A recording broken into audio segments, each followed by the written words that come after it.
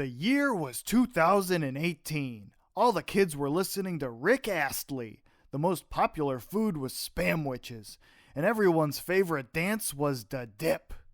Everyone was waiting patiently around their living room radio sets when finally that angelic voice rang those magic words through the speakers. Hello and welcome to episode 12 of The Unrefined Jagoff. I'm your host, Ian Cavelli. For any first-time listeners or frequent forgetters, the podcast is a collection of my quotes, stories, ideas, incoherent ramblings, or whatever else I feel like filling the time with. Sometimes I just get all pissed off and do an old man rant. Other times it's a bad TV show idea I make up while I'm pooping. It's all kind of a gamble. You get what you pay for, really. In this episode, because my brother keeps sending me texts that say, "More Eric episodes!" I'm going to tell you the story of one of my favorite, most memorable performances as the Astronaut King, and how Eric ended up pissing me off a lot after it. But to get there, I'm going to have to travel back to 2008. During college, I started playing concerts for my project, The Astronaut King, and Eric came to a majority of them. He's a lot more muscular than I am, so it's like I had a bodyguard. My first show was okay. I had to borrow a friend's amp and didn't really know any of my own songs yet, but hey, it was a start. I mean, it was in my community college auditorium. No one was really there anyway, so if it was bad, no one really cared or remembers it. One good thing about it was my dad took some super blurry pictures of me, which I photoshopped into logos that I used for pretty much the next 10 years. A month later, I had another show set up with two of my friends' bands that don't exist anymore in a venue that doesn't exist anymore. Probably both my fault. I got a new amp, new guitar, some new songs, and this time, I actually practiced. So what could have gone wrong? Honestly, it went about as well as it could have. I didn't even open. I got to play second, not first like some loser. I definitely forgot how to play half my songs anyway, and the set list I had was written in red ink, which was impossible to read when they were shining a red stage light on me. But other than that, it was a good show, I think. There was a lot of confused rambling. A month later, I had my third concert in yet another venue that no longer exists that apparently also hosted oil wrestling during the week. Very eclectic. Much like my second show, it was all recorded, so you can hear all my awkward stage rambling that was heavy on the, this next one is called, only my material is much more together at this show. It's all on Bandcamp, so go listen for yourself. To be honest, this show kinda sucked. It was set up by some pay-to-play scam that operates under a different name now. Basically, they want you to pre-sell tickets to a show in Lamont, Illinois, then give them all the money you made so they can give you your cut. Basically, just my family and I came, so I made like $5. My one friend's band that was supposed to play was a no-show, so the entire place was empty aside from the band and my family. So we kind of left early to go eat burgers and get away from whatever kind of scams I could have been roped into if I stayed any longer.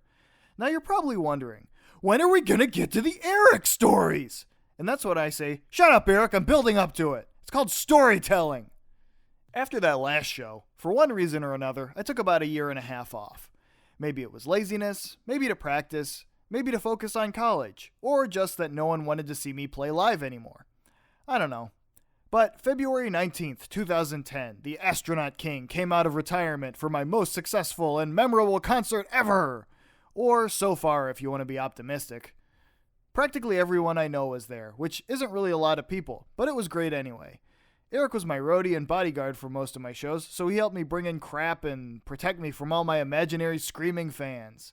Daniel came because he's my number one groupie, and because I made him. My parents were there because they had to be, and a handful of my other friends were there, including Abby, the one that made the logo for this podcast. I ended up making like $80 off of CDs, t-shirts, and tickets at the door, which for my music is a lot of money. At one point, the guy that worked there came up to me and told me to turn my amp up because people at the bar wanted to hear it louder. People weren't telling me to turn it off? What bizarro universe is that? My set went great. A couple of my friends' bands played great sets, and aside from the shitty band I don't know stealing my guitar tuner, it was just an overall good show, and jolly old Elgin. Then, at some point, Eric, Daniel, my mom, my friend Corey, and I just started hanging out on the other side of the bar. Let's take a short break before we return for The Legend of Puke Tree.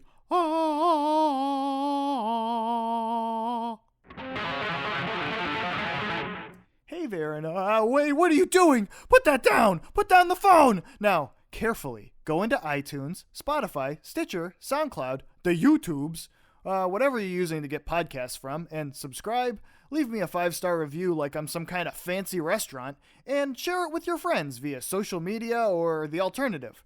Running up to people on the streets at random, screaming into their face about how good this show is. Or get on your roof and yell the URL addresses to your favorite episodes, one character at a time. Anyway, follow me on Twitter, Instagram, Facebook, and all those other internet dingers for updates, comics, and dumb things I say. So let's get back to it. Follow me on Twitter, download my mixtape. No, wait, that's the guy I went to college with. Anyway, back to the show! Okay, let's get to the good parts, now that I've bored your minds into the next town over.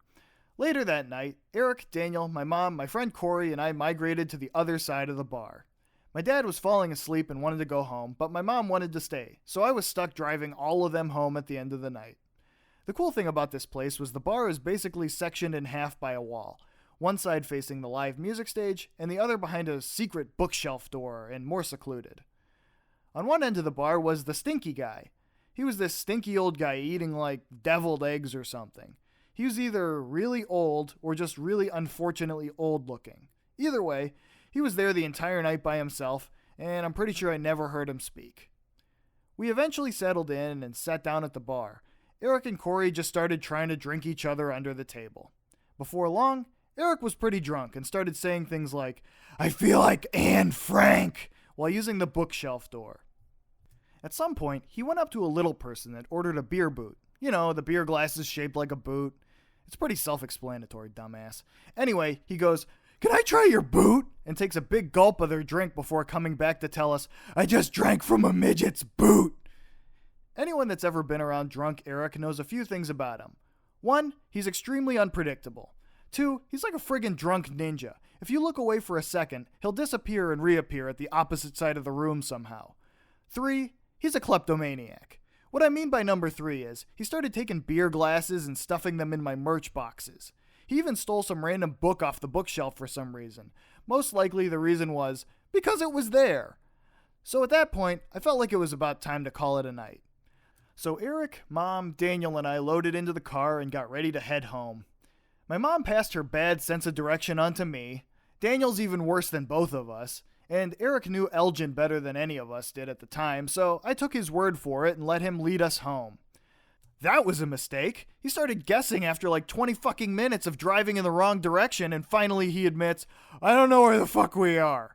So at that point I start to get really pissed off, and he yells, "Why are you taking directions from a drunk person?" I guess that's a valid question, but it didn't make me any less pissed off. So we pulled into a Walmart parking lot to figure out where exactly we ended up, and Eric says, "I have to pee." So he gets out of the car and starts to unzip his pants until I notice and yell, "No! In the store! Go into the store!"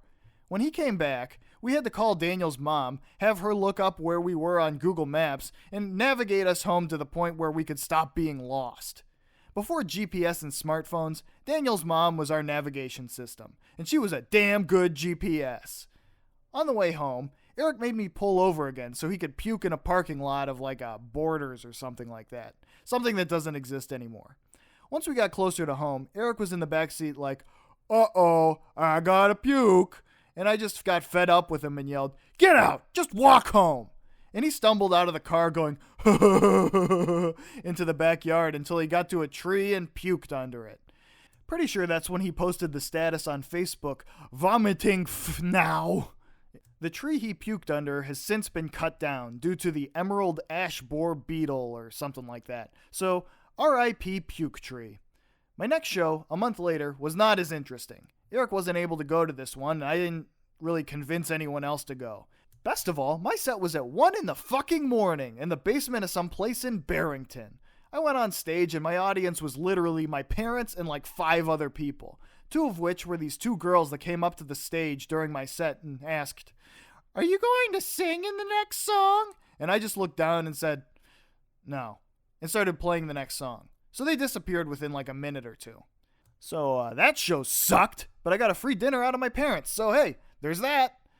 Pretty much after that, I didn't play another show until November, which was about 8 months later, in America's greatest shithole, the greatest venue in the Midwest, the Calb's 7th Street Space. I played with a ton of my friends' bands, and it was an awesome show. Eric and I just loaded up my gear into his car after my set, and we just hung out and drank the rest of the night. Eric started drinking some other guy's 24-pack of Budweiser at some point, and he was pretty drunk after a while. 7th Street Space used to be full of shitty old broken pianos, and Eric just started ripping the ivories off of one of them and handing them to me for some reason. Eric drove home, and he definitely should not have been driving, but we made it home safe, so all's well that ends well, I guess. Besides the shows I've played, Eric's driven me to a lot of shows. We went to see Fu Manchu, Misery Index, Bolt Thrower technically like 3 times, and a bunch of others. And we went to Maryland Death Fest together like 3 years in a row in 2009, 2010, and 2011 before we started feeling too old and sick of festival crowds. And poor. There was this guy standing in front of Eric with long hair during the first time we saw Bolt Thrower, whose hair was brushing up against his arm, and he kept saying, "It feels like a puppy." That area of Baltimore is interesting. There's a whole street of strip clubs named The Strip, where literally the only things up and down the road that aren't strip clubs are a Subway and a liquor store. One night after Maryland Death Fest, on our way back to the car, so this guy came up to us and said, "You guys going to a shrimp club?" Actually, he said, "You guys going to a strip club," but that's how Eric tells it. Once Eric convinces himself of something, it's all truth to him. Anyway, this guy tries asking us for change for a 20 or something, and he says he could give us 2 5s for a 10, which is the exact opposite of giving change. So either we avoided being mugged by the world's worst mugger, or the guy is really just fucking sucked at math. Before we go, I have an old man rant to go off on. Hey, idiots, stop fucking taking pictures and Snapchat videos while driving. Have some common sense. It's not cute. It doesn't make you look cool. It's fucking dangerous. If you try saying something like, "Oh, they're just kids, let them have their fun," then you're essentially just defending something that's exactly like drunk driving. Also, it's not just kids. I've seen dumb people of all ages doing this shit while driving. I watched a lady at least 10 years older than me the other day skid to a halt in traffic just so she could send everyone a damn duck-face selfie. Nobody gives a shit that you're in the Starbucks drive-thru lane, especially when you do it every day, 10 times a day, you basic-ass idiot. Ooh, you're drinking a Frappuccino. Wow, I'm so jealous. Also, no one wants to look at the radio of a moving car to hear your idiot driver remix of whatever song is on. Just stop! Snapchat isn't even interesting anymore, especially because the entire Explore section is just pictures from the Daily Mail of Kim Kardashian's boobs, Kylie Jenner's boobs, Ariel Winter's boobs, rubber-ass McCollagen Lips' boobs. It's all dumbass garbage. And on top of it all, the app is basically just like throwing your phone into a microwave, except not as useful. Basically, it just superheats your phone and drains the battery. Unlike this podcast, which makes your phone more powerful and charges it to 205%. Anyway, that's it for this episode. Tune in next time when I replace my brain with a 9-volt battery. Anyway, for real this time, I'm your host, Ian Cavelli. All writing, recording, and production is done by me in my bedroom studio. Music by Satan's Basement. Remember to support the arts, humanities, local music, public media, your local comic book store, and of course, each other. Don't be dicks to each other, show empathy, and be a good person where it counts. That's it for this episode of the Unrefined Jagoff. Now let's have a moment of silence in remembrance of Puke Tree. Bye!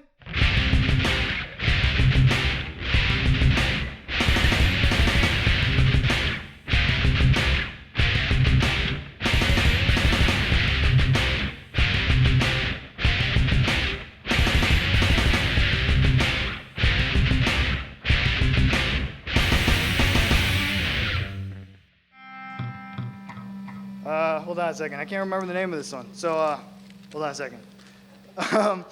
This next one is called All Gather for a Tale I'm About to Regale of a Tree so Puked It'll Make You Pale. All started in a bar. I was playing guitar. You'd be shocked to know I wasn't a star. My brother was there. Nothing could prepare for alcohol. His brain impaired. Didn't dance, didn't skank, just drank and drank. But that's okay, because I made bank. Well, maybe not bank, but you know what I mean.